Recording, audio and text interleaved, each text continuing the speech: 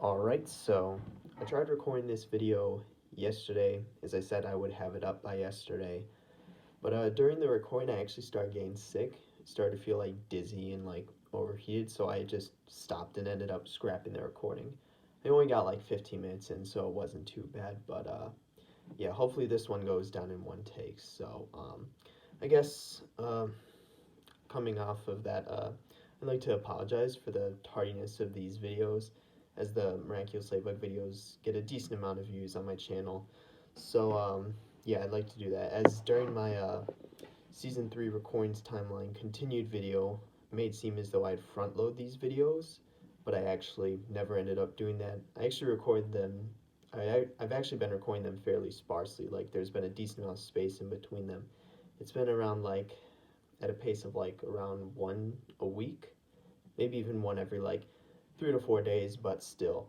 And then also with that, I did decide against doing the episode analysis videos, simply because that would take too much time. It would be 25 videos, and even if I did it at the start of break, that would just be, I would have like no room for error in that. I'd have to do them all through, or else it would be like split, and I don't really want that to happen. I may do them during the summer, but likely not, as I'll be busy recording Insurgents and DLC, which is also kind of like why I'm recording this and Civ, to front load it and get it out of the way so I can record our content during the summer. But yeah, I really think that's all I needed to say. Um, I guess for this video, because if you've clicked on this video, you've seen the title, and it's uh, what well, the title should be along the lines of like Season 3 mistakes. And then, or well, I guess before we even get into that, I need to give like a more updated timeline for the rest of my Miraculous Ladybug videos during winter break. So there's going to be this video, which should hopefully be uploaded the day I finish it, which is, well, today, or hopefully the day it gets uploaded. But and then there will be a follow-up video. I'm not sure whether it will be recorded tomorrow or whatever day, but there will be a follow-up video to this one. And there may be one more video I record. It depends on whether I'm really up to it. It's ultimately up to my discretion. But yeah, I guess I'll talk about those videos. And as I was saying, like, this video is the Season 3 mistakes video. It's been one I've wanted to make for a while. More specifically, we'll talk about what I call mistake episodes, but I'll get into that later. The follow-up video to this will be how Season 3 should have been, or what I would have done.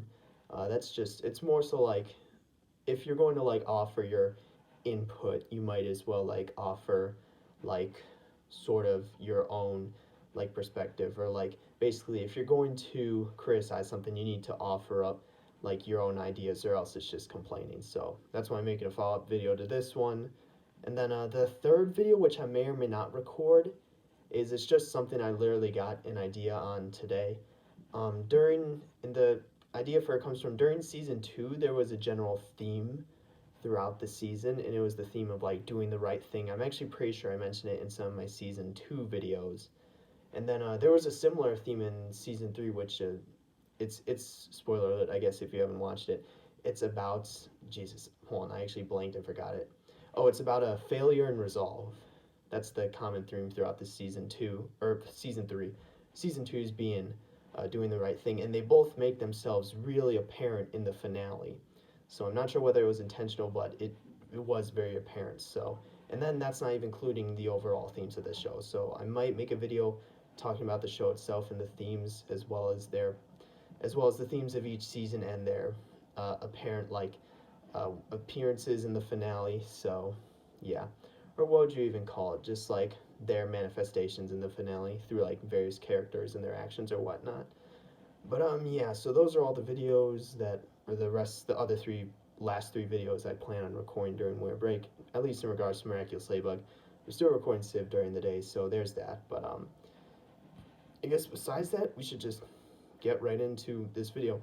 Like I said, this is a Season 3 mistakes, but I'm strictly going to be focusing on what I would call mistake episodes. Anything else, I'm going to leave to the follow-up video, which is Season 3, how it should have gone, or like what I would have done, basically. So I'll leave any like other instances to that. This video is solely going to be focusing on the mistake episodes. Now, there are 5 of them, first off, but what I would call why I would call these mistake episodes is basically there is an implication during the episode that is overall detrimental to the show. And what I mean by detrimental isn't necessarily like negative or positive or even bad and good, just the specific implication sort of undermines the current course of the show. Basically, it's it prevents the show from going on if like characters or people catch up on it, or it's simply just like not necessarily contradictory, but it complicates like the current course of the show. I mean, it's kind of hard to explain, but I think yeah, it was definitely better in that basically the existence of this complication sort of undermines the show, and then it'll become obvious because I'll talk about specific events like these. The implications, they can be like specific events or instances within the show, or it could be, or I mean episode, or within the entire episode itself, which is the last one I'm going to talk about Felix. But I mean, let's save that for that. Also Champlain. But I mean, yeah, because I'll talk about those when I get to them when it's time. So yeah, I mean, I feel like I did a lot better job of explaining them now than in my previous take. But yeah, so I think let's just get right into it now. I'll just literally go down the list because, like I mentioned, I have 5 episodes in season 3 that I consider to be mistake episodes. And then I should also mention that I'm gonna go in chronological order of like the timeline of the show, not the release date, because I am gonna bring up episode numbers in the episodes. If in case you didn't know, the release date order of the episodes isn't the actual timeline chronological order within the season, or within the show itself. So that's something to consider. I honestly had a much better time rewatching it for a second time, like in chronological order, so that kind of raised my opinions on season 3. So I mean, yeah, but I mentioned then my other coins. So there's that. I guess yeah. So I think with that out of the way, spend 7 minutes. I think we just get right into it. All right. So the first mistake episode I would consider, or first episode I'd consider to be a mistake episode, is episode 11, Oblivio. I think what I'll do is I'll give like a brief explanation of the episode. I'll talk about the specific implication within the episode, and then why it's like meaning and why it complicates things within the show itself. So, Oblivio. Well, I should probably assume you already watched it, the whole series, but I mean, I'll just give a brief explanation anyway, like very brief. But Oblivio, basically, the episode actually starts before, the events for the episode start before the episode itself. So, in the beginning of like the events for the episode, Alia and Nino get akumatized for whatever reason, and as an akumatized villain, their power is to basically or erase people's memories. So they get in a fight with Ladybug and Chat Noir, and they ultimately end up hitting Ladybug and Chat Noir and causing them and erasing their memories. And then they escape the villain by going down an elevator shaft.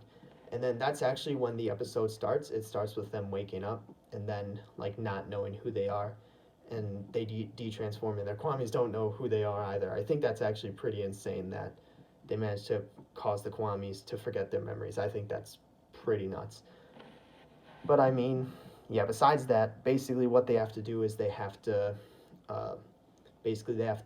escape from Oblivio. They need to learn of their current situation.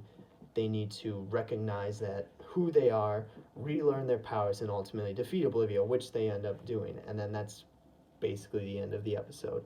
Most of the development that takes place is them running from Oblivio, and ultimately them basically going through the necessary steps in order to defeat Oblivio and save the day. And by them I obviously mean, well, now since they're de-transformed, Marinette and Adrian. So yeah, that's basically a brief overview of the episode. I guess now I'll talk about the specific implication of the episode, and then yeah, this one is a specific instance during the episode. It's a specific it's a specific instance. It manifests itself in like a material photo. If you watch the episode, you know what I'm going to talk about, but yeah, it's a specific instance. So basically, what I should say is that Marinette and Adrian, Ladybug and Chat Noir, after having their memories erased and de-transforming, which reveals themselves to be Marinette and Adrian, basically as they're doing all the necessary steps in order to defeat Oblivio, they basically gain feelings for each other and fall in love. So, and then they recognize that once they defeat Oblivio in Marinette, now Ladybug calls her Miraculous Ladybugs to transform everything back, they'll ultimately forget their memories of everything that's happened. And that's actually the reason why they know they'll forget, like, their specific like feelings for each other, is because they actually contacted Master Fu, and she was surprised that they knew who they were and said that wasn't supposed to be the case. So there's that. So they knew that once she called up her Miraculous Ladybugs, that they would ultimately forget who they each are, and that ultimately they wouldn't have their feelings for each other. So obviously before Marinette did that, called up her Miraculous Ladybugs to reverse all the damages done, save the day, she embraced Adrian, and then they ended up kissing, which, I mean, that itself isn't the problem, or the specific instance. The specific instance is that Alia and, well, it's Alia and Nino, but specifically Alia, after having recently been akumatized by Marinette and Adrian as Ladybug and Chat Noir, she obviously saw, and then she took a picture of it. And then she made a reference saying, like, I'm going to post it on the Ladybug or something, which that doesn't really matter. What more so matters was that immediately after Ladybug and Chat Noir regained their memories, they obviously split, and then they started arguing, and then Alia showed them the picture, and then they each, like, had their own reactions to it. Like, Chat Noir's happy, Ladybug was, like, disgusted or whatnot, and then they left. And then that's her showing them the picture. That's the specific implication during the episode that causes it to be a mistake episode. Now, hold on for a moment. I'm going through this a lot better because last time I didn't, like, stop to backtrack and regain my thoughts. I kind of need to do that to stay on track. But the reason why that has such an implication and undermines the series is the logical assumptions that both Adrian and Marinette can make after having regained their memories. First off, there was a clip of them, at least while the initial fight was going on before the show started, basically before they had their memories erased. It shows Ladybug and Chat Noir having their memories erased by Oblivio, and that was not only on air, it was, like, live, but it was also publicized. So Marinette and Adrian, they can rewatch that, and they could know that they ultimately had their memories erased, and that was why the whole fight was sort of hazy. So that's the first part, them being able to, even though they could logically assume it, them having proof and them knowing that during the fight they had their memories erased. Now, the second sort of part to that is the picture. And obviously the picture itself doesn't tell a lot, but, like, basically what it does show them is that, or I guess, no, that's the third part. The second part is that ultimately, because they lost their memories, both Marinette and Adrian could assume that they basically had to figure out they can really assume that they ultimately de-transformed and they saw each other's civilian identities during that time.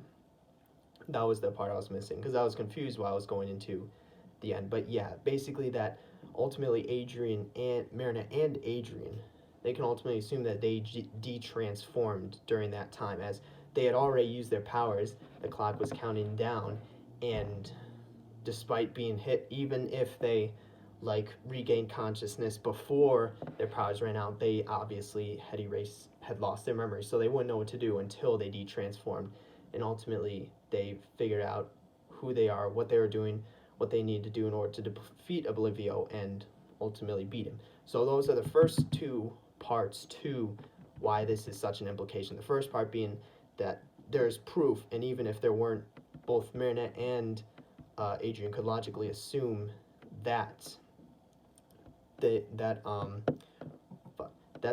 lost their memories, or that they had their memories erased by Oblivio during their initial confrontation.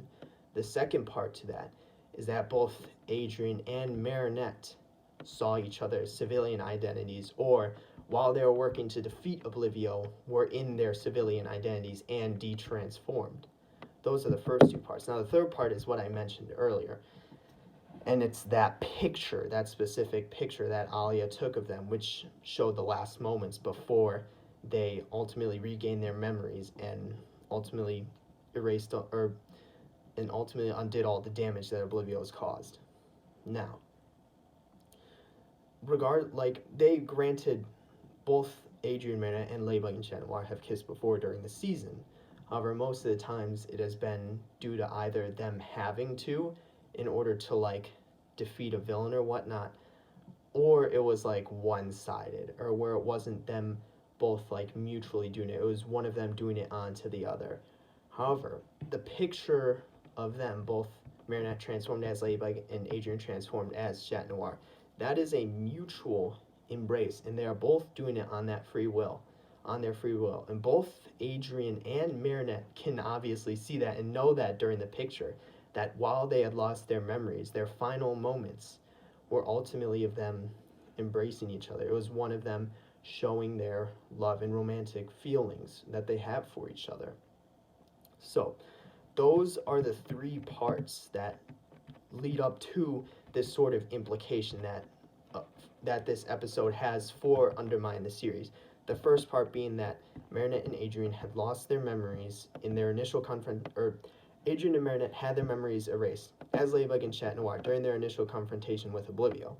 2, that they ultimately de-transformed, and I guess following that, they were working in their civilian identities while relearning what their powers and ultimately defeating Oblivio. And the third implication being the picture Alia took of their final moments before they regained their memories. And ultimately undid all the damage that Oblivio has done, save the day. These three parts basically allow them each, but more so Marinette specifically, to figure out the identity of Chat Noir if she really put her mind to it. Because we saw in, I don't remember which episode it was, I think it was Kwame Buster, that's unintentionally, or even despite both Ladybug and Chat Noir, Marinette and Adrian, saying that they weren't going to try and figure out each other's identities, they still had thoughts and were thinking about that. So we can logically assume that Marinette could easily think of this if she was really just bored one day and started thinking about her encounter, or basically the time she lost her memories when fighting Oblivio. So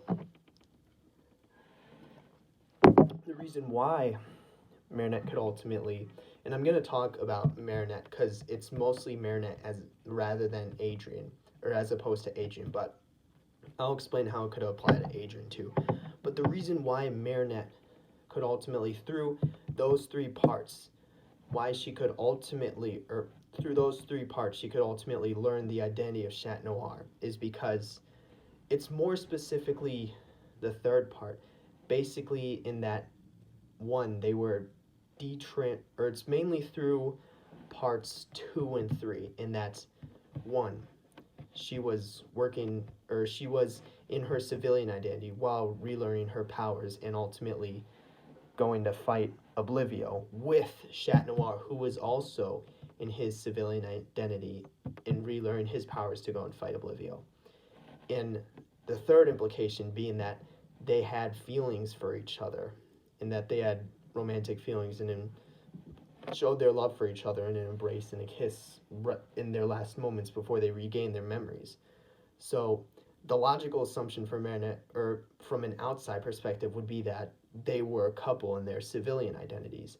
But obviously Marinette, she isn't in a current relationship with anyone. However, the next logical assumption from Marinette's point of view specifically would be that Chat Noir in his civilian identity would be someone that she had feelings for, or could develop romantic feelings for, and could basically be fully in love with him by the end of a simple encounter with an akumatized villain.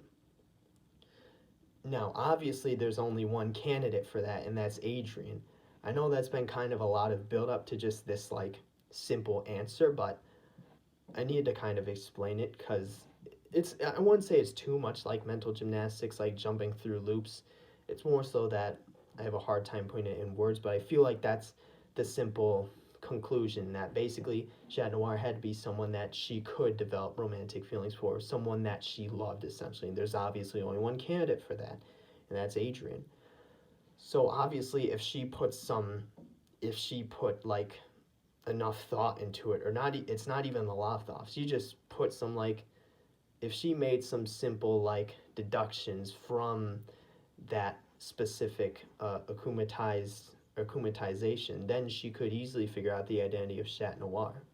And obviously, she'd go about confirming that identity after she made that deduction. But yeah, and I mentioned how this could work for Adrian as well. Obviously, it's sort of the same principle in that basically he Ladybug in her civilian form, because obviously it's different, because the only person we can say Adrian really loves is Ladybug herself. However, at the very least, Ladybug in her civilian form had to be someone that he could have seen himself developing feelings for, and ultimately being fully in love with her by the end of their encounter with Oblivio. So and we know this as basically through everything I explained previous to this. So, I mean, he could have, I mean, there's not a lot of people Adrian love, I guess, or I guess we're not necessarily looking at, or he wouldn't be necessarily looking at who he loves, but specifically people he could see himself developing feelings for, as the only person he truly loves is Ladybug. Now, and obviously, this would narrow down to Kagami and Marinette, so it'd be literally like a 1 in 2 shot. And I mean, granted, later in the series specifically, he sees Kagami as the, I don't even remember Kagami's made up name for herself, but basically he sees her as the wearer of the Dragon Miraculous, or it's ultimately revealed that she is the wearer of the Dragon Miraculous, by Ladybug saying that she cannot give her the Dragon Miraculous again. So at least after that episode, I think it was Ikari Gozen, at the very least after that episode, he would have it narrowed down to only one person, being Marinette. But obviously, for this specific episode, during the time immediately following uh, the events of Oblivio, he would really have it narrowed down to two, and that's Kagami or Marinette, and it obviously be a 1 in 2 chance. So, but it wouldn't be so much so for him, simply because he's a bit more naive, a bit more ignorant than Marinette, I would say. So he wouldn't be the one to make that assumption, even though he ultimately might have, even though Marinette did, but he specifically, during the episode of Kwame Buster, he started to try and reason with himself on whether Marinette could be Ladybug, despite, or after he saw her specifically in the bathroom or whatnot. I don't even remember, but basically I just remember that episode that he had suspicions on her being Ladybug. But after this episode specifically, after the events following this episode, he would have had those same suspicions, because he obviously, Marinette, and I mentioned this earlier, but obviously Marinette, as both herself and Ladybug, is actively trying to not try and figure out Chat Noir's identity. However, I mean, if the opportunity presents itself, as she was also debating or trying to reason with herself on whether Adrian could be Chat Noir during Kwame Buster, even if she actively tries to not think about it, she still ultimately will if the opportunity presents itself. So there's that. And ultimately, that's the big implication that episode 11 has, that undermines season, or not just season 3, but the whole show, in that it, through logical assumption, both Marinette and Adrian can figure out each other's identities. And that is ultimately detrimental, as we saw in Shot Blanc, but ultimately simply because one of the main aspects of the show is that they don't know each other. And that's ultimately what makes their interactions with each other, regardless of their roles, so important, as not, it doesn't necessarily lead them to each other, but more so allows for character development, and it allows for some pretty interesting plot lines. So yeah, that's episode 11 basically, and that's the big implication. Is that the only episode that has, yeah, that's actually the only episode that's where the specific implication is them ultimately being able to figure out each other's identities. So yeah, getting that out of the way. Yeah, so that was the first episode, episode 11. That was 1 out of 5. This second one is episode 15, Feast. Now my thoughts might be a bit more like they may be a bit more, what would you call it, just like over the place, simply because in the previous take I only managed to get through Oblivio and I kind of had an idea of what I was going to say, but this one I sort of have my central point, but I don't exactly know really what I'm going to say. So let's hope I get through it. So yeah, I'm going to go through the same process. Like first, I'll give a brief description of the episode. Second, I'll talk about the specific instance or event. And third, I'll talk about the implication it has on the series. Now, all right, episode Feast. This one, yeah, I'll try and keep it brief. Basically, I guess there are still events that have taken place that have during the or there are events in the episode that take place before the episode starts. And basically, that event is that we ultimately learn how the Temple of the Miraculous and the Order of the Guardians were destroyed. And that's basically Master Fu, when he was training, he was basically, his final task was to like watch over a miracle box for like 24 hours. No big deal. But ultimately, he got hungry. So what he did was he took the Peacock Miraculous and created a sentient monster that could get him food.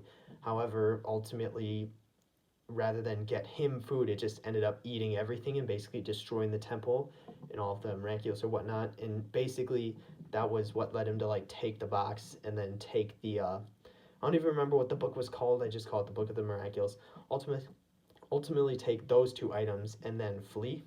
And then obviously, or well, not obviously, but ultimately the sentient monster he created, it ended up falling like into like through the cracks of the earth and into like lava or something, and then it ended up hardening and and it ended up just being like stored there for like however many years, like probably around at least 100, maybe 150 years or whatnot. So yeah, but basically the show starts through the reveal of that. Basically, they, in like the Museum of Paris or whatnot, that they found a new artifact from like Tibet or Mongolia or whatnot, and that's revealed that artifact specifically is the sentient monster that was I'm not even sure what you call it, solidified by the lava however many years ago, 100, 150. And then Nathalie, she has like a bad reaction around it, so she's taken back. She tells Gabriel that it's a sentient monster. What was it? Marinette, she confronts, or she goes to Master Fu, mainly due to her worry about Alia, like, learning more about the Miraculous, despite her actually being having been a Miraculous user, so she can't really learn much more than she already knows. But still, Marinette had concerns that she's careful like that, so she went to Master Fu, and ultimately ended up showing Master Fu about the reveal of the statue or whatnot. And then Master Fu, that's when he was like taken aback, and then he tells Marinette the story. But ultimately, he thinks that there's no way to defeat it, as the thing that is powering the sentient monster was eaten by it. So basically, what he does is he takes Marinette and Adrian's Miraculous while they're sleeping and attempts to flee Paris. And while this is happening, Hawkmoth, what he does is he sends Nathalie as Mayora to the statue so that she can awake it, and then he can ultimately akumatize it. And basically, or well, first off, Mayora gives control over it to Hawkmoth, but then Hawkmoth akumatizes it, making it more powerful, and basically saying that he can have all the Miraculous, including their own, once he's done making his wish with Ladybug and Chat Noirs and whatnot. So he uses this as a big opportunity to akumatize a dormant sentient monster for however many years. He doesn't even know. But ultimately, so as Master Fu took Marinette and Adrian's Miraculous, he like they can't fight it. He ultimately flees Paris. However, the sentient monster, the sentient monster's name was Feast. So it ended up finding Master Fu as it knew he had the Miraculous and started chasing him. However, Marinette and Adrian also started chasing him as they actually caught Master Fu on his way out of their like places of residence with their Miraculous. So Ultimately, they end up getting in a chase. Ultimately, Master Fu recognizes that he was wrong and gives Ladybug and Chat Noir, or I guess they were both wearing costumes, but Marinette and Adrian, their Miraculous back, so they transform, and that sort of signals to Hawkmoth, as Hawkmoth has some level of omnipresence or like omnipotence or whatnot, so like he can see like what's going on in regards to his Akuma. So basically, since the two people who are costumed and masked or whatnot, who have been delaying the Senti Monster feast, have transformed into Ladybug and Chat Noirs, that signals to him that the old man that they got there, or basically the old man that they're following, is the Guardian. Now that itself isn't the implication, that's only part of the episode. So basically Ladybug and Chat Noir end up fighting the Senti Monster, and then they realize that the thing that allowed the Senti Monster to be to basically exist was swallowed by it. So they ultimately get swallowed by the Senti Monster, and ultimately before the Senti Monster can then catch Master Fu and eat all the entire Miraculous box, then it is destroyed from the inside, as Ladybug and Chat Noir have destroyed the staff that was powering it. So that's a mouthful, but the problem with that specifically, and this is getting, or I guess I'll mention it, but yeah, basically, so once the Senti Monster is destroyed, everything that it had eaten was restored. And it was restored within the newly, or I guess not newly, but it was all inside the new restored Temple of the Miraculous, which is where it once was, however many hundreds of years ago. So that's the end of the episode. Actually, the end of the episode shows like a TV, like basically a TV camera crew, like in a helicopter, like basically filming the temple and saying like this temple randomly just reappeared in the mountains of Tibet or whatnot. And I'm not sure, even if Hawkmoth wasn't watching it then, obviously he would know about it simply because that was publicized live on national TV or whatnot. So it was something he would learn about. All right, so there's a brief like sort of explanation of the episode. Now the second part, and this is the specific.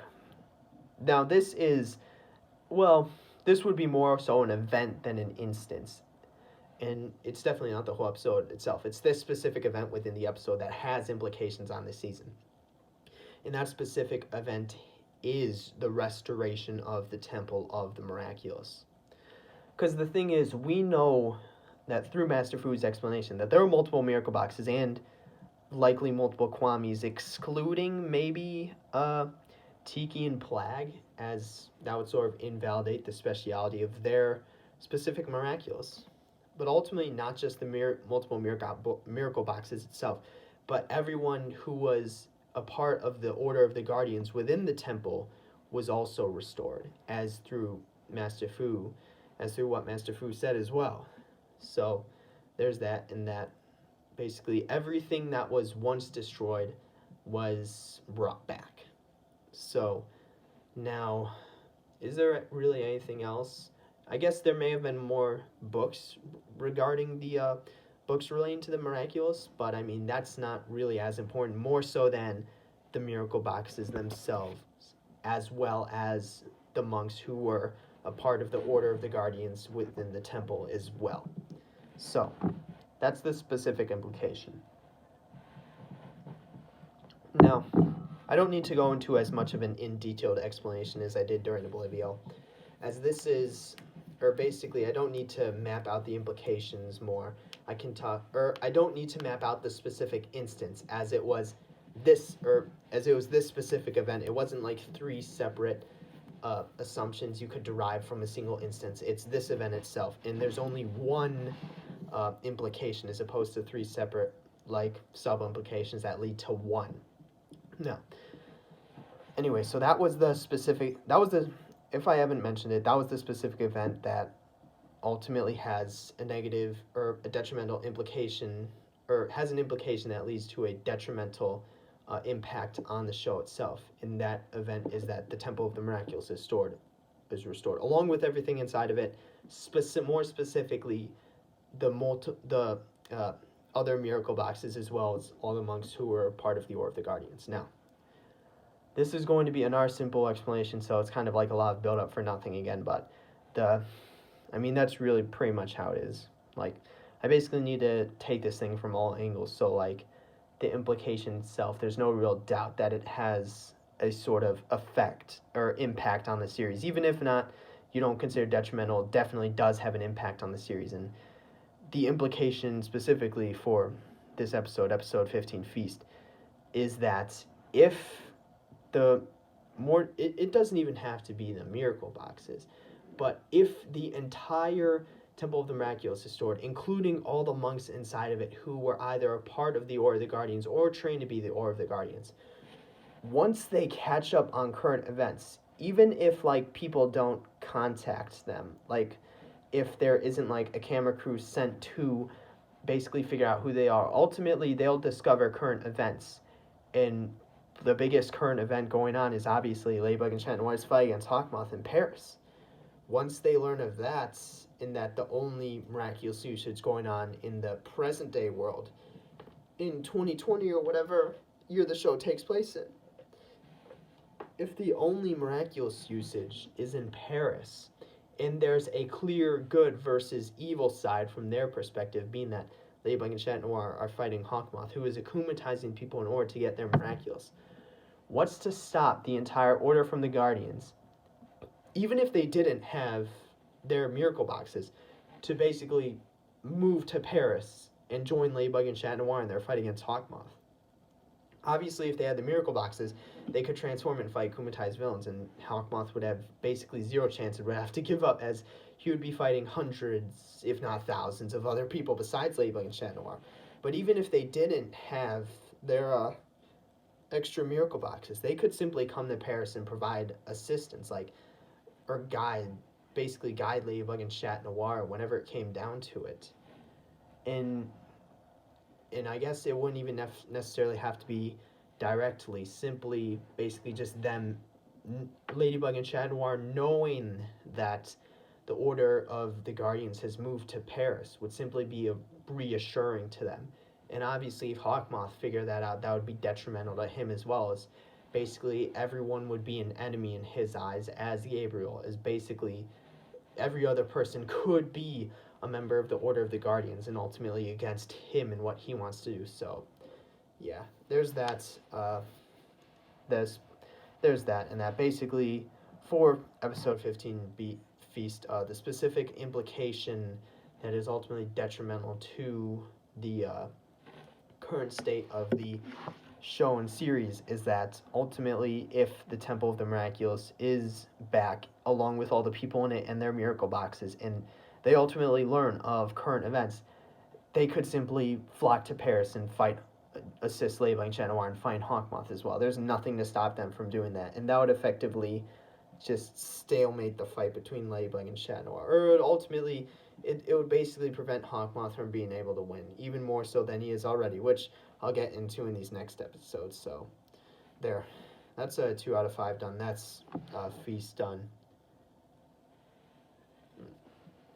Now, this third episode on the list, 3 of 5, is episode 19, Time Tagger. And I guess I could make this a 2-part episode, but because I'm going to talk about Shot Blanc after this. But yeah, Time Tagger. I guess, yeah, I can go, I'll go in the 3 parts again. I'll give a brief explanation of the episode, or a brief rundown of the episode.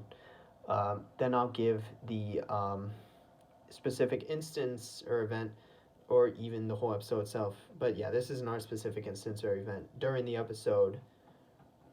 And for the third part, I'll give the reason why it has such an implication on the series that's detrimental to the series itself. So now, Time Tagger, a brief explanation. So Time Tagger starts with Ladybug and Chat Noir defeating Mr. Pigeon for whatever time, but that doesn't really matter. The real episode starts ultimately when Hawkmoth is about to, he's basically like, I don't know why I keep akumatizing this guy, he can't win. And right when he's about to leave, he ultimately senses like a powerful force emerging, basically. And ultimately, from his, obviously he can sense it, but physically, Ladybug and Chat Noir, who are about to leave and de-transform, the presence is emerged, and it's emerged as Time Tagger, who is a akumatized villain from the future who is sent to the past in order to defeat them before they like grow old or whatnot, as they are old this episode itself introduces the future timeline. I'm gonna talk about that. I already talked about that a shit ton. So yeah, basically before they grow old and stronger. So obviously Ladybug and Chat Noir have to fight it, but as they've already nearly run out of their Miraculous, they ultimately end up fleeing after her, like, what do you call it? After her, after Ladybug, actually no, she doesn't use a Lucky Charm then, but basically yeah, after they're about to de-transform, they flee into the Louvre or whatnot in order to basically de-transform so that they can feed their Kwamis and then retransform at full capacity or whatnot. So Hawkmoth actually is nearly 0 part in the initial like half of this episode. So at this point, like obviously Ladybug and Chat Noir, they have de-transformed, refed their Kumas, or not Kumas, Kwamis, and they're gonna go out to fight Time Tagger again, but ultimately they're stopped by Alex, who basically her like stopwatch ultimately like played her a message and told her to come here. And then obviously basically that message was for Ladybug and Chat Noir, or told her that basically be at the Louvre at this time, and then basically the watch would play a hologram for Ladybug and Chat Noir, and basically that there is a message within the stopwatch for Ladybug and Chat Noir at that specific time. So Ladybug and Chat Noir, they watch this message, and obviously it tells them to go to the oldest monument and like destroy it or whatnot, or it gives them like a riddle that basically leads them to the oldest monument. So they get there, ultimately it's hollow, so they destroy it, and then lo and behold, there's Bunnix from the future timeline, but in the past. And she has been in the past for however long that monument has been in the Parisian Museum or whatever. So obviously she's awoken. She reveals that she was from the future and that she was waiting for Ladybug and Chat Noir so she can help them defeat Time Tagger. And she reveals that basically the stopwatch that Alex herself from the past had, they don't know that yet, but the stopwatch that Alex had was actually a Miraculous, and that she needed to use it as hers was damaged.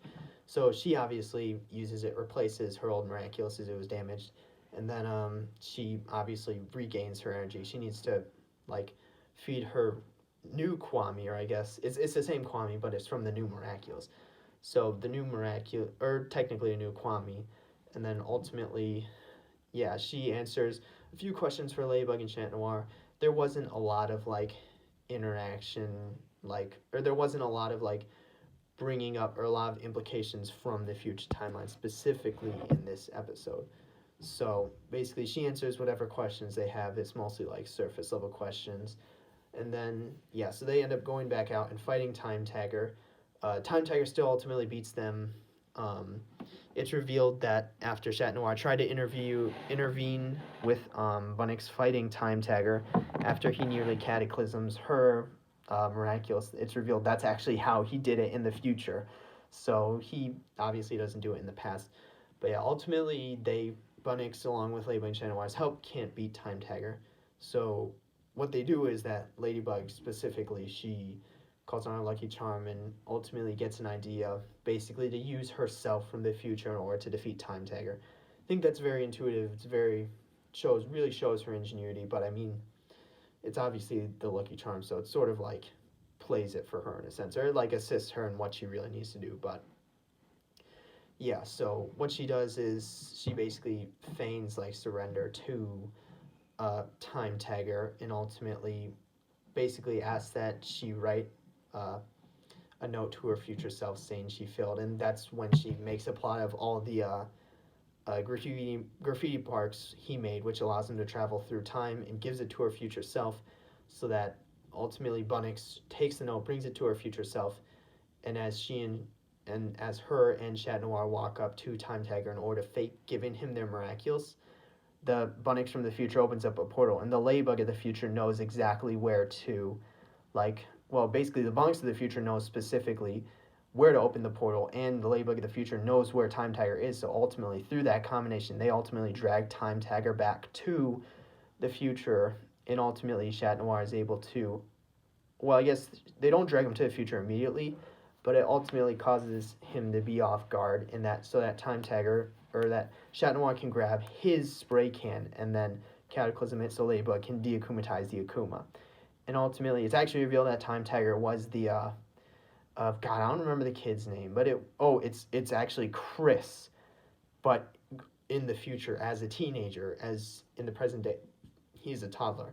And the reason they know that they specifically succeeded there was that Alex, in the present timeline, because Bunnix, as it's revealed that she is Alex, she remembers where she stood when she was herself in the present timeline. So the reason they know they ultimately succeeded was because the Alex from the present timeline stood in the spot where Bunnix from the future timeline remembered herself standing in the present timeline, if that makes sense.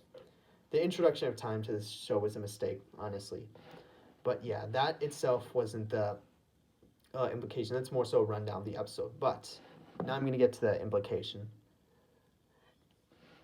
Or it's more so that it's kind of like the previous episode where I mentioned the implications at the very end of the episode. Right before Time Tiger is about to succeed, or as it seems, Hawkmoth basically, or right after, basically Ladybug and Chat Noir ultimately feign their surrender, Hawkmoth basically declares his victory, as it seems that they're going to give the Miraculous to Time Tiger. However, Time Tiger ultimately tells Hawkmoth that, he's not the Hawkmoth of the future, and that Time Tiger is going to give the past Ladybug and Chat Noir's Miraculous to the Hawkmoth of the future, specifically, not Gabriel, the Hawkmoth of the past. I've talked about in my Things We Still Don't Know episode about this, about whether or not the Time Tiger knows that that Hawkmoth is specifically Gabriel, or simply whether it's a different Hawkmoth from the future. But I talked a lot about that in that episode, so I'm not going to talk about it now. But yeah, so anyway, so that was sort of a brief, not really brief, it was sort of an explanation or rundown of the episode. That episode, it had a lot of, it was a very content-packed episode. It was a very event-filled episode, so there was a lot of stuff to talk about. But yeah, so that's sort of the first part. That's the that's basically the rundown of the episode. So now the second part being the specific instance or event. This is an instance, and it's basically Time Tiger's declaration that Gabriel, or the Hawkmoth of the past, isn't necessarily the Hawkmoth of the future. Now this, again, it's a specific instance. It's not like the first one, Oblivio, where I need to create some sub implications to make an implication, where I need to put various instances to create one continuing event that ultimately leads to the implication. It's just that specific instance of Time Tiger telling Gabriel, or the Hawkmoth of the past, that he is not the Hawkmoth of the future, that there is a difference. Now, that's the second part, specifically that specific instance. Now, the third part, in that the implication this has, or that basically the detrimental, the reason why it's detrimental to the current state of the series, the detrimental effect it has on the, what would you call it, progression of the series, is that pretty much Gabriel learning that he is not the Hawkmoth of the future. If he is not the Hawkmoth of the future, then that ultimately means he failed. Now, obviously, as he declares his failure and that he's not the Hawkmoth of the future, Nathalie says that, the future's not set in stone. You could have possibly won. And Gabriel obviously is a bit lightened up by that. But despite that, that's not really a possibility. There's no real explanation, or there's no real way it could turn out that Gabriel not being the Hawkmoth of the future means that he succeeded. As if he succeeded, there would ultimately be zero reason for him to give away his Miraculous. He would simply still have it, as obviously no one besides maybe their family, even if he succeeded, or if he succeeded, would know that he was Hawkmoth, and there would be no one to give it to, as obviously now the Guardian of the Miraculous is gone. So he would have kept his Miraculous if he succeeded. And so that's, I guess it's sort of a two-part uh, implication, but that's the first part of the implication, basically that despite what Nathalie said, Gabriel knows through Time Tiger's comment to him that he's not the Hawkmoth of the future. And the second part to that implication is that if he is not the Hawkmoth of the future, why bother continuing to act as Hawkmoth? Like, why would he not simply stop being Hawkmoth, focus on Nathalie, and more specifically Adrian, as obviously Adrian's going through high school, and he's nearly lost Adrian before in his like shenanigans or whatnot. Basically his like, what would you call it, like basically him reigning as Hawkmoth. He's nearly lost Adrian because of that before, and he's considered actually giving up before, specifically during the I don't even remember which episode it was, but it was the episode when Chloe's mom was akumatized. So, or it was like fashion queen or style queen. Yeah, it was style queen. So in that episode, he gave up for at least a time being Hawkmoth. Has ultimately got in the way of him and his son, and him and perhaps Nathalie, maybe Nathalie. I don't know. Depends on whether Game Nath has realized. But ultimately, why not cut his losses now if he's no longer the Hawkmoth of the future? Especially considering Nathalie has been using the damaged Peacock Miraculous. Why not prevent her from basically worsening her condition by using the damaged Miraculous, since he knows he is not the Hawkmoth of the future? Like, one of the main qualities of, I would say, successful people are people who like do well in life, or like people who are ambitious, or people who are like Gabriel, who are like the CEO of a fashion company or whatnot, but also have the will and determination in order to reign as essentially a superhero, in order to bring back their wife, is the ability to cut their losses. And why would he not simply do that now if he knows he's not the Hawkmoth of the future, and he's losing out on the time he has with Adrian, and he could potentially lose Nathalie for her continued use of the Peacock Miraculous.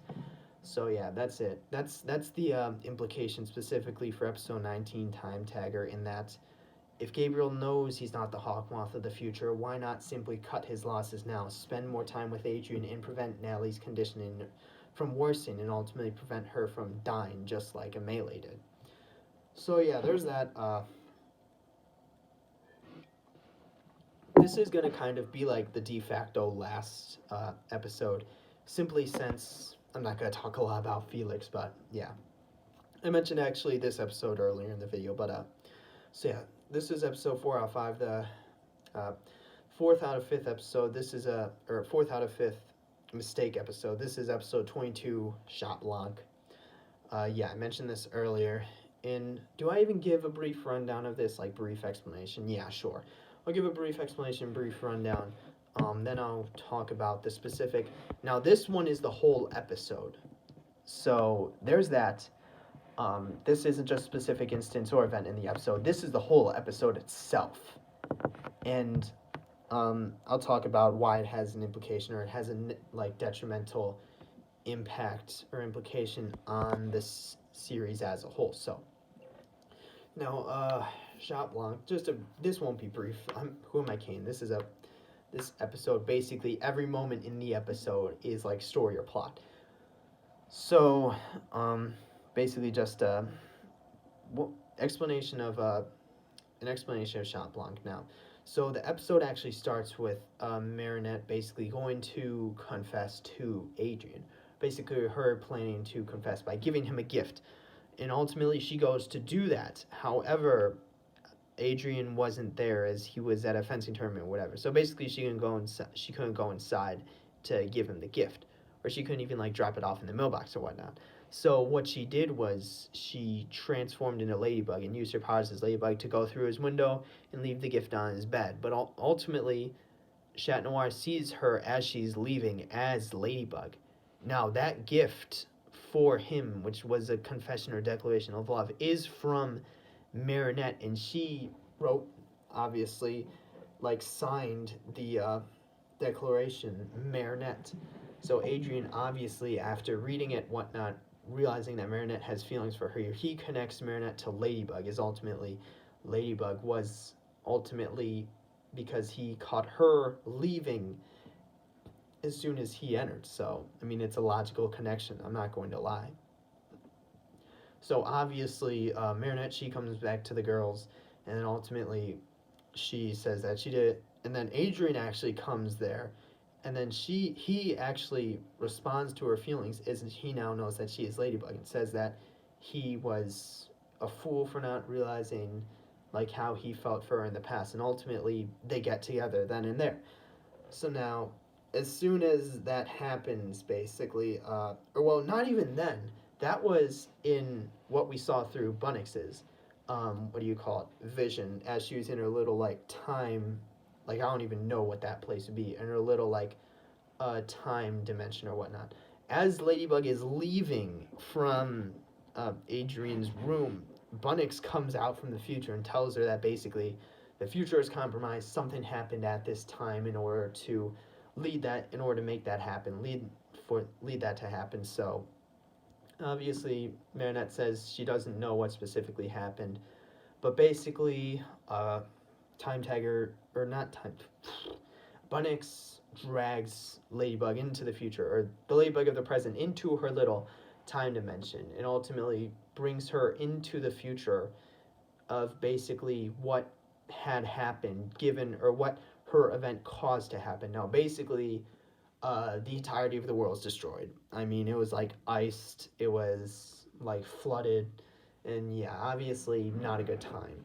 So, and then after dropping Ladybug off, she goes back just into like her little time dimension, leaving Ladybug in the ruined future so that she could look through the past in order to see what happened in order to cause the future to end up like that.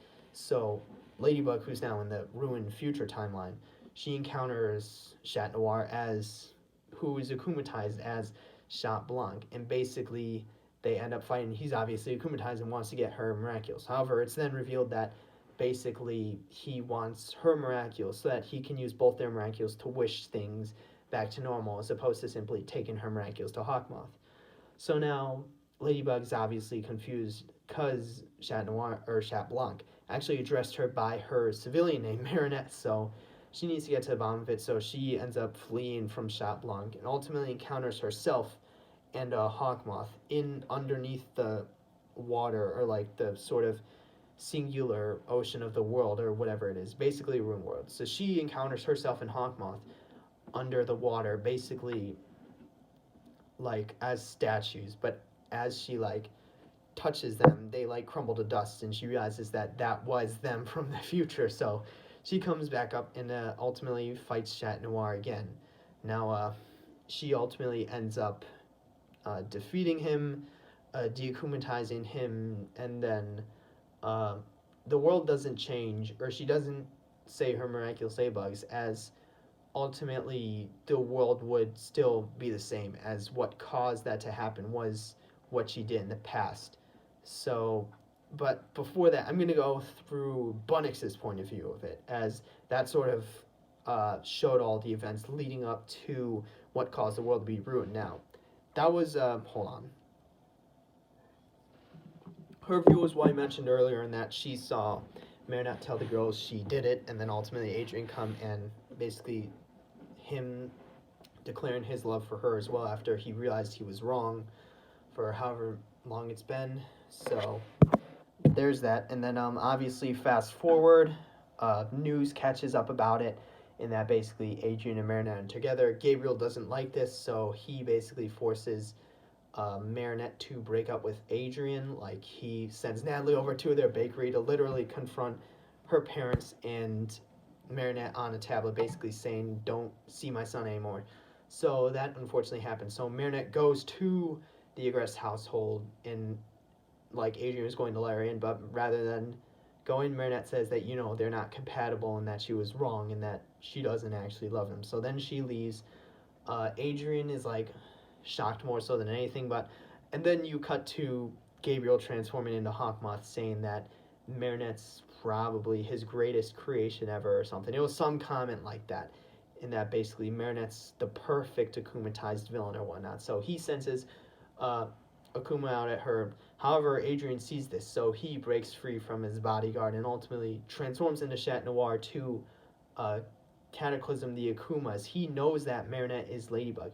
So now Marinette is obviously shocked that Adrian is Chat Noir, and she's like, wait, why would you do that? And he's like, it's because I know you're Ladybug. I couldn't wait for Ladybug to de-akumatize her, or to basically, what would you even call it, like de-evilize the Akuma or whatnot. So the interesting part about this is not necessarily that I was destroyed, but in that Nathalie was watching this, and she was like on the phone with Gabriel. She was basically scouting out, keeping tabs on the whole situation so that she could relay that information to Gabriel. As even though Gabriel's omnipresence or omnipotence or whatnot, like it'd be better if simply Nathalie was telling him what was going on. So obviously, Nathalie's like shocked. She just basically tells him that Adrian, like your son's Chat Noir. Hawkmoth is also shocked. And then like after his initial wave of shock, he basically realizes that he's pretty much won, as he knows basically his son is Chat Noir and can ultimately get his Miraculous. So there's that. Basically, then you ultimately cut to Hawkmoth, or I don't. There's was like some downtime between the basically Gabriel learning that his son is Chat Noir and then his subsequent fighting of Ladybug and Chat Noir. So then it cuts to Hawkmoth fighting Ladybug and Chat Noir in Hawkmoth's like lair underneath his. I wouldn't even call it. It wasn't even his lair. It was his like sanctuary with Nathalie or his like garden or whatnot, like underneath their house. So ultimately, he gets cornered by Ladybug and Chat Noir. So then, like having no choice, having his like, having his hand like basically empty, like he reveals that he knows that Chat Noir is Adrian, and then he also reveals that he still has a melee and that he is Adrian's father, Gabriel Agrest. And basically, he wants to use their Miraculous to bring back a melee.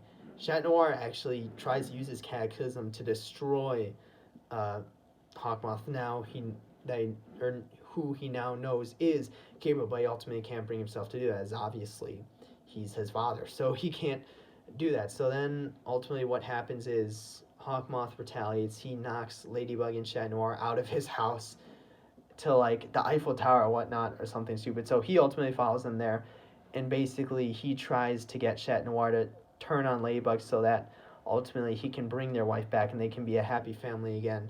And obviously Ladybug is telling Chat Noir to do the opposite, and that basically his mother is gone and that they need to defeat Hawkmoth for having akumatized Paris.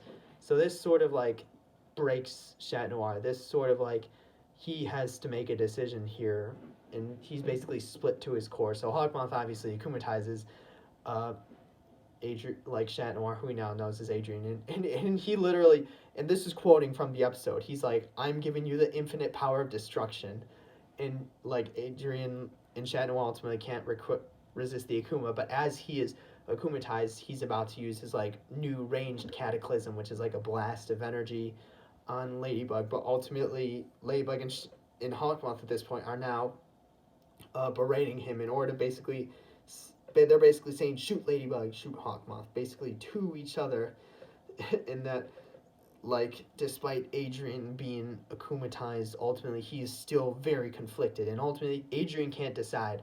So rather than making an action and shooting one of them, his new cataclysm energy ball ultimately builds up and ends up destroying the world, like, and ultimately vaporizes, or well, it turns Ladybug and Hawkmoth into like a statue. It ultimately vaporizes them. So that was the view of Bunnix. And then she pans back to Ladybug, like I said earlier, after having after having beaten Chat Blanc and having de-akumatizing him in the future timeline. However, as Ladybug ultimately realizes that she can't use her Miraculous Ladybugs to solve everything in the future timeline, or the ruined future timeline, as ultimately that wouldn't stop herself in the past from doing the event which caused it all. So Bunnix meets Ladybug in the future at that instant. So it's weird because there's sort of like two different perspectives going on throughout the episode, but there's that. Bunnix meets Ladybug in the ruined future.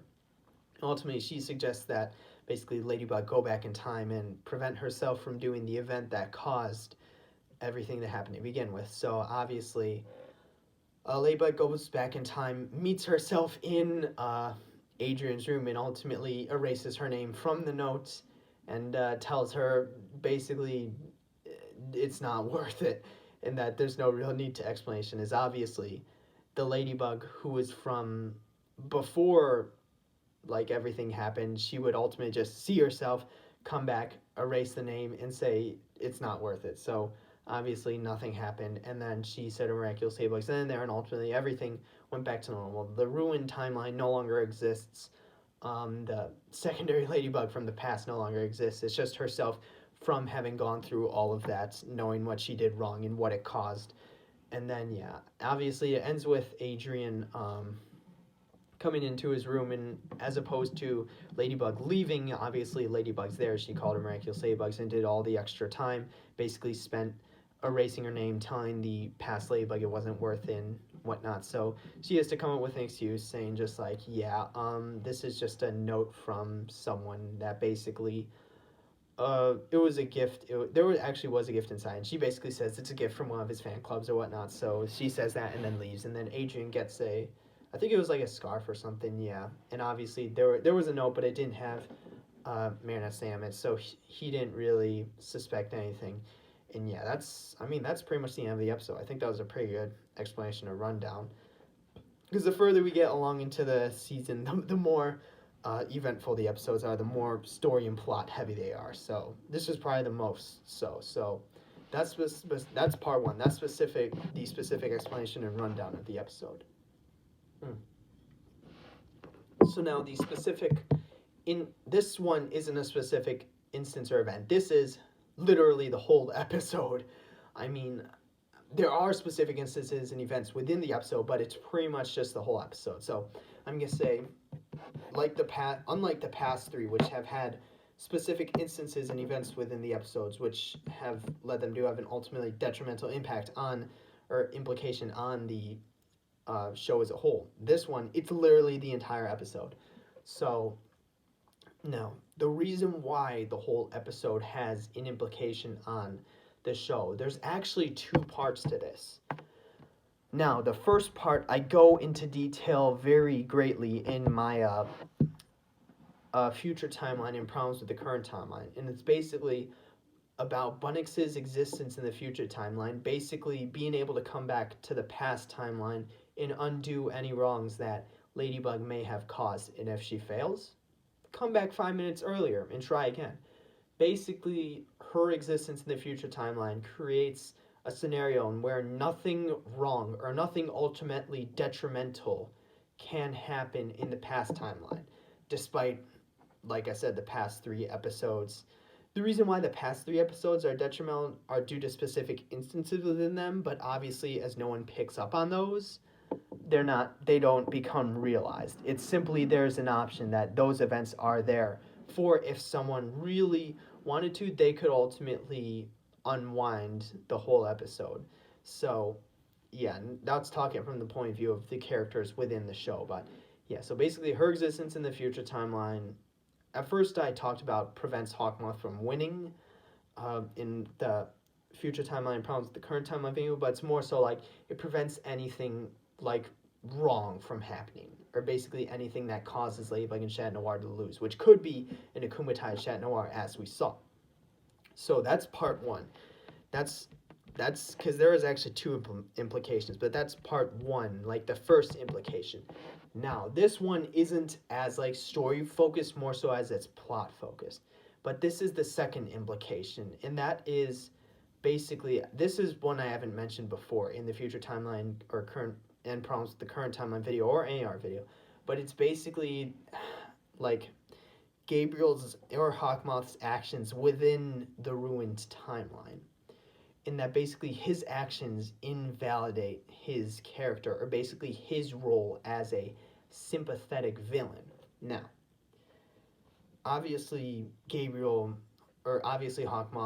as soon as it was revealed that he was Gabriel, was basically turned into a sympathetic villain, as it's realized that the wish he wants to make is to bring his wife back. And it's ultimately further realized at the end of season 2 when he realizes that Nathalie has used the Peacock Miraculous and ultimately doesn't want her to use it, and ultimately in season 3 become Mayor because it would damage her, basically, or the damage Miraculous would ultimately, what would you call it, have a negative impact on her. Or basically, it would ultimately damage her, like I said. I had a good better word for it earlier in the video.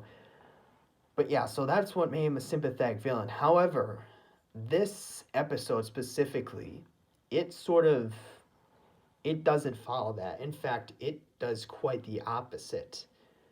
More so, and it's more specifically because of Gabriel's actions within the ruined future timeline. Like I said, most specifically, his actions of like obviously after he had the initial wave of shock of realizing his son is Chat Noir. However, immediately after that, his mind or his next focus is on how he basically has won and can gain the miraculous, as opposed to all the actions that he's done and basically everything he's done to Chat Noir specifically as Hawkmoth, or his son even. So, because basically immediately after the initial shock, he rebounded in order to basically realize that he has won and basically go on to fight Ladybug and Chat Noir, which sort of devalues his role as a sympathetic villain.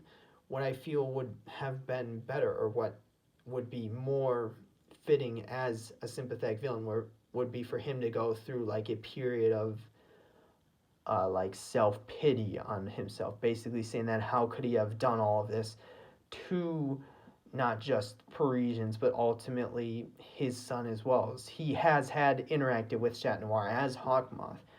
So, and then maybe after that period of self-pity, he ultimately realizes that he needs to follow through, as if he wouldn't have all of this would have been for naught.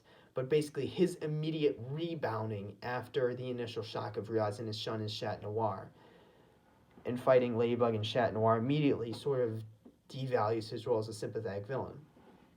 And not only that, more specifically, later in the episode, when he reveals himself to be, where he reveals that he knows Chat Noir and Adrian, and that he is Gabriel, Adrian's father, like his father, and that he ultimately knocks Adrian out of the sanctuary, and he ultimately akumatizes him. That also devalues his role as a sympathetic villain, as ultimately, if he truly was sort of to fulfill his role as a sympathetic villain, rather than akumatize his own son, that would be something that he could put strictly off limits, saying that the one thing I will not do is harm anyone within this family, or specifically in their civilian form. So the one thing he will not do is akumatize Adrian, his son. But ultimately he does that, which sort of de-emphasizes or devalues his role as a sympathetic villain, like I said. So yeah, there's that. Those are the two sort of implications. This one has two. Those are the two sort of implications of episode 22 that I would say have a detrimental effect or like impact on the series as a whole, or on the show. Is that one, the first implication being the existence of bugs in the future timeline, and that basically Ladybug and Chat Noir cannot lose given her existence in the future timeline, as she can come back and undo all wrongs. And if she fails, just come back like 5 minutes earlier and keep going up until they get their miraculous to begin with. But yeah, and then the second implication being the devaluing of Gabriel as a sympathetic villain, being through his immediate rebounding of knowing that the miraculous are his in subsequent fighting of Ladybug and Chat Noir, as opposed to him having a period of self-pity on everything he's done, and then ultimately maybe realizing that he needs to follow through, or it would have all been for naught. And then after that, him hitting Chat Noir, who he is now revealed to, he knows he is Adrian, and that he himself as Hawkmoth is Adrian's father, Gabriel. Him hitting Chat Noir after all of that, and ultimately akumatizing him as opposed to him simply saying that, no, I will not akumatize my son in order to, I will not harm another member of my family in order to succeed in my goal. If they went with the latter options for those, that would portray Gabriel as a much more sympathetic villain. It wouldn't have devalued him, as they have spent so much time and so much plot portraying Gabriel as a sympathetic villain earlier in the series. So those are the two implications for that for episode 22 of Shop Blanc. So yeah, that was sort of like the de facto last episode, as this one I'm not really going to talk about a lot. So yeah, this is the last what I'd call mistake episode of this video. This is 5 out of 5. This episode is episode 23, Felix. Mistake episode. I mean, I guess should I even give a rundown? Like, honestly, I'm not going to give a rundown. If you want to watch it, go watch it. But, yeah, so the implication is the whole episode itself. I mean, the whole episode was pretty much a mistake. I'm not gonna go into explanation of it. It was a mistake. I mean, not even lying. The entire episode's a mistake. So now, specifically why, I could give reasons. One, I guess the main reason is that Felix is basically just off-brand Lila. He's just like a knockoff Lila. His character is literally the same as Lila. The only difference being he hasn't had 3 seasons worth of development, or well, more so 2, because Lila was introduced at the end of season 1. The only difference being he hasn't had 2 seasons worth of development. He's not allied with both Gabriel and Hawkmoth. He's actually a hated enemy of Gabriel. But basically, I mean, the only real difference is that he has some sort of relation to Adrian and the Ugress family, and that they're bloodline. That's literally really the only difference. Like, his character is the exact same as Lila's. They're pretty much the exact same character, except Lila's actually gone through character development during her 2 seasons being in the show. So, I mean, I really just think the whole episode was a mistake. There was, like, no reason for them to make it. Felix as a character basically invalidates Lila's characters. They're pretty much the exact same thing. I mean, I'm not gonna give, like, I gave logical explanations for the past 4, like for why the first 4 episodes were mistake episodes and why there were specific implications of each episode that are detrimental to the series. But this episode itself is literally just, like, I don't really know why they would make it, honestly. Like, it has no reason being in the show. It's literally just, like, at least Chat Blanc had some sort of development that took place within the show, despite it being basically a fan service episode, as everyone's been making, like, AUs of Chat Blanc since the beginning of the show itself. And same with Felix Felix was literally, like, while the show was in development and while it was in its initial earlier stages, he was ultimately supposed to be the main character, as opposed to Adrian. So ultimately them bringing him back in the series 3 seasons in is just, it's just a show of, like, fan service, basically. He has no real role in the series. There was no reason for them to bring up this whole sort of tension between Gabriel's side of the family and Amelie, which is Felix's mother, not to be confused with Amelie, who is Adrian's mother. And basically the whole tension between Gabriel and Amelie's families or whatnot.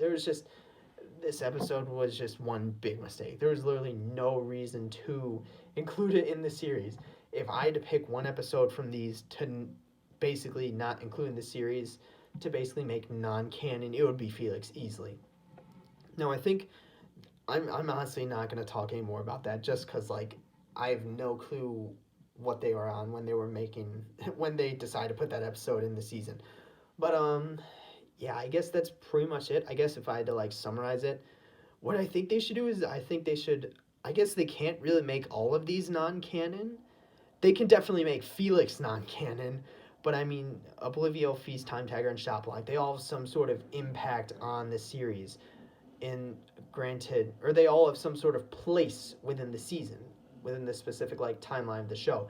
Granted, that doesn't really have anything to do with, I guess, why I said that there are the implications of each episode, or the implications of a specific instance or event within each episode is detrimental to the overall effect or, like, impact of like the series or show itself.